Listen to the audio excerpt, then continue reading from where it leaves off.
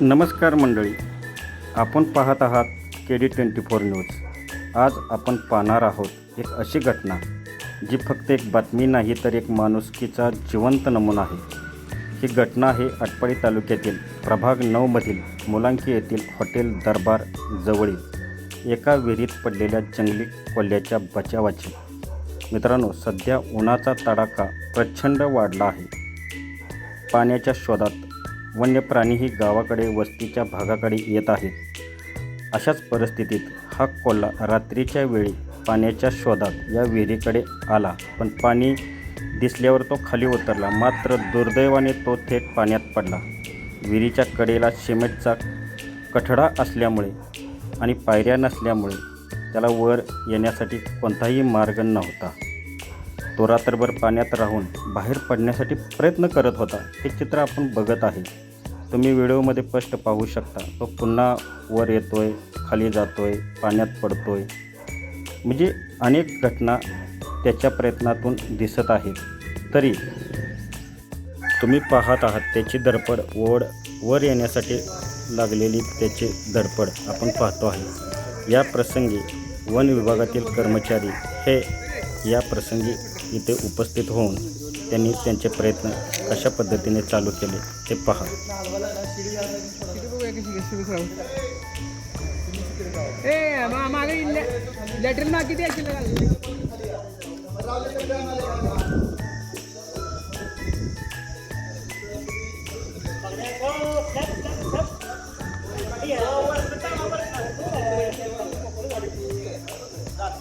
आपण पाहतो आहे हे नगरसेवक शरद पाटील हे सुद्धा विहिरीमध्ये उतरलेले आहेत आणि ते सुद्धा कोल्ह्याला वाचवण्यासाठी प्रयत्न करत आहेत.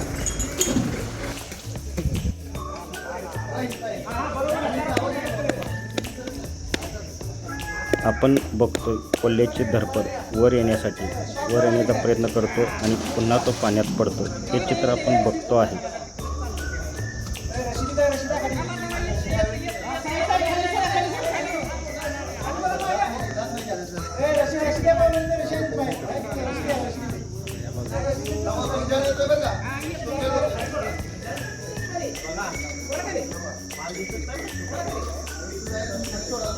कोल्ह्याला वाचवण्यासाठी सर्वांचे शर्थीचे प्रयत्न चालू आहेत.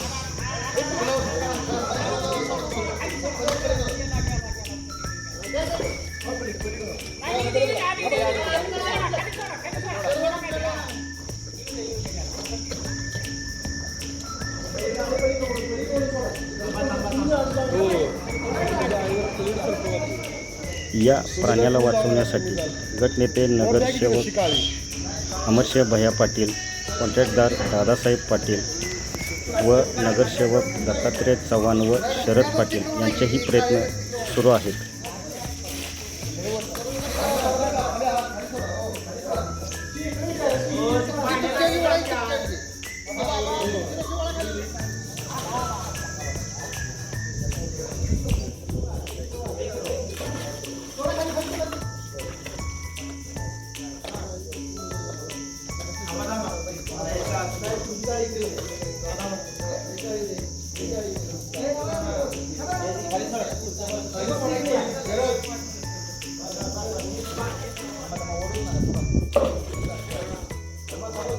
कोल्ह्याला वाचवण्यासाठी वन विभागाचे कर्मचारी सुद्धा विहिरीत उतरून त्याला वाचवण्यासाठी प्रयत्न करत आहेत. आपण पाहू शकता किती रिस्की काम आहे, तरीसुद्धा त्यांचे प्रयत्न चालू आहेत.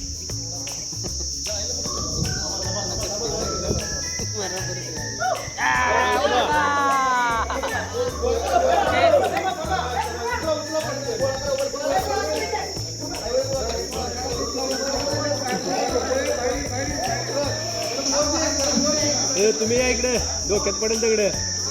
थांबा.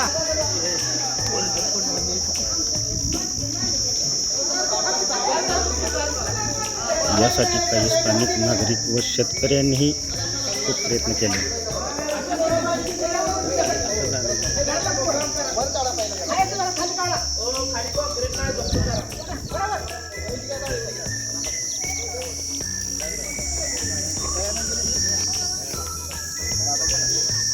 काही वेळानंतर चाललेल्या प्रयत्नानंतर अखेर त्या कोल्ह्याला सुखरूप बाहेर काढण्यात यश आलेलं आहे.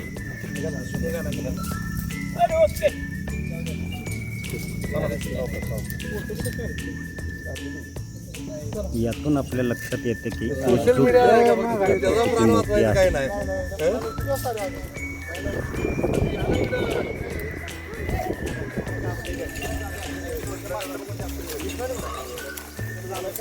आपण पाहू शकता वन विभागाने त्या कोल्ह्याला आपल्या ताब्यात घेतले आहे आणि सुरक्षित ठिकाणी हलवले आहे.